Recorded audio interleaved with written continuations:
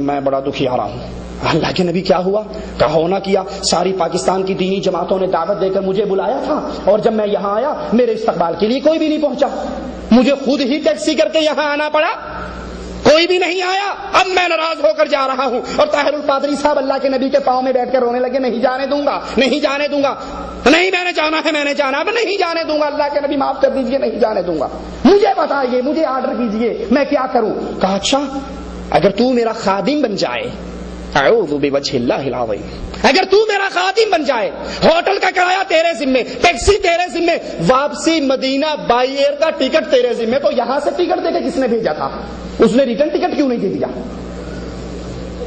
واپسی کا ٹکٹ تیرے ذمے, فیصل آباد تمہارے طوطوں کے اجتماع میں پہنچوں گا تو وہ ٹیکسی تمہارے ذمے. اگر یہ سارے خرچے تم مان لو, خرچے تم تسلیم کر لو, تو پھر میں وعدہ کرتا ہوں میں 7 دن مزید رہ جاؤں گا. تو کہا میں مانتا ہوں اللہ کے نبی, اور پھر میمنوں کے اجتماع میں آ کر رویا پیٹا کہ آپ میرا ساتھ دو یا نہ دو, میں تو نبی سے سارے خرچے دینے کا وعدہ کر چکا ہوں, میری جیب خالی ہے, نہیں دیتا تو ایمان جاتا ہے, اور اگر دیتا ہوں تو کہاں سے دوں گا؟ لوگوں نے کہا بابا یہ ہم سے ہی لے لے, ہم تیری جھولی بھر دیتے ہیں.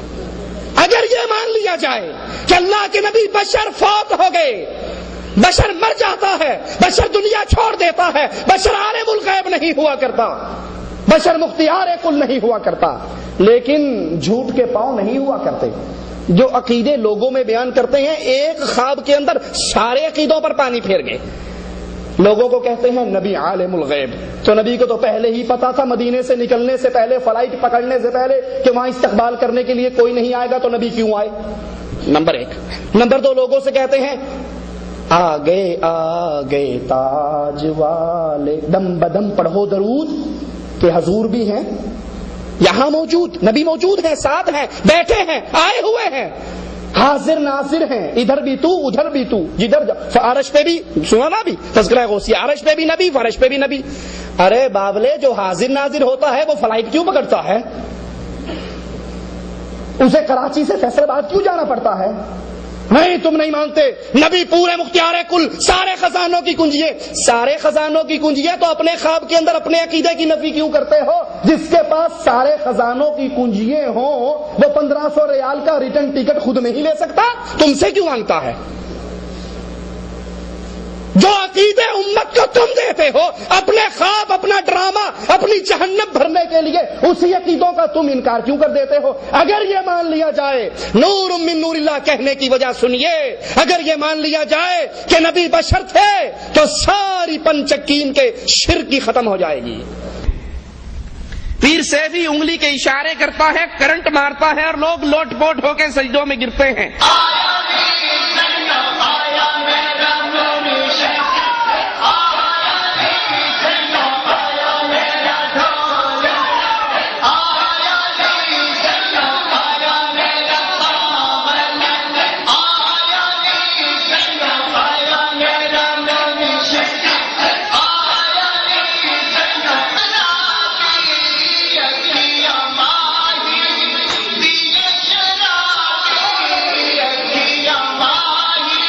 ان سے پوچھا جائے یہ کیا ہے, معرفت دیا گلا نے تو انو کی پتہ لگنا, تم وہابی ہو, معرفت سے بے بہرا ہو, یہ پیر صاحب دل جاری کرتے ہیں.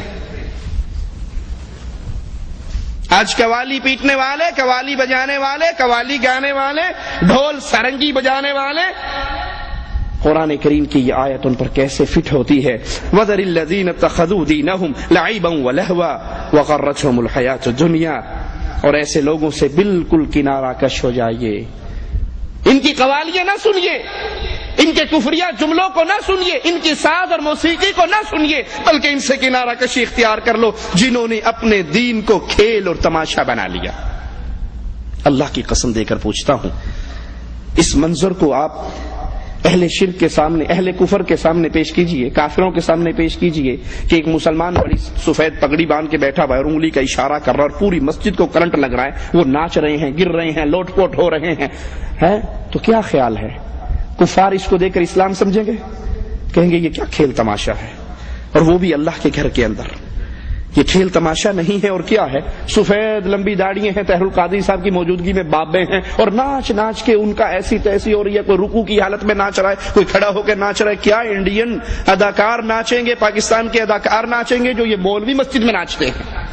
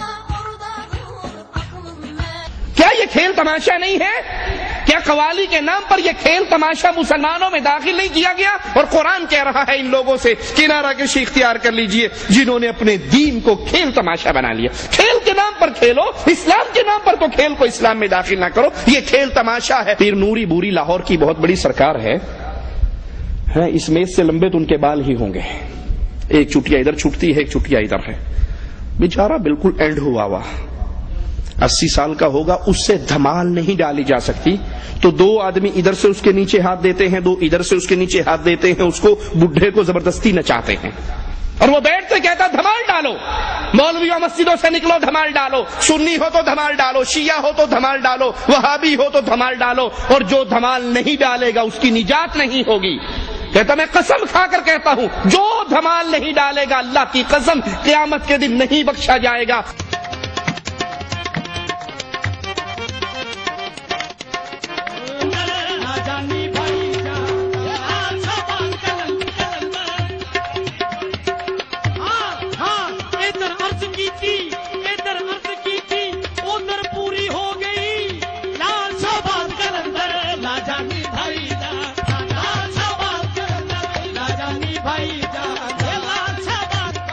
حضور فرماندے نے جڑا تمال نہیں پائے گا وہ بڑا بہن۔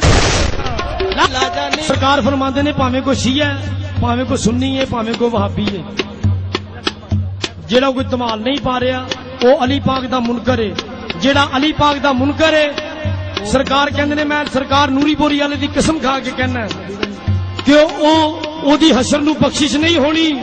لال سو کہندے نے پاویں کوئی وہابی ہے، ਉਹ ਸਰਕਾਰ ਦੀ ਧਮਾਲ ਨਹੀਂ ਪਾਏਗਾ, ਉਹ ਅਲੀ ਪਾਕ ਦਾ ਮੁਨਕਰ ਹੈ।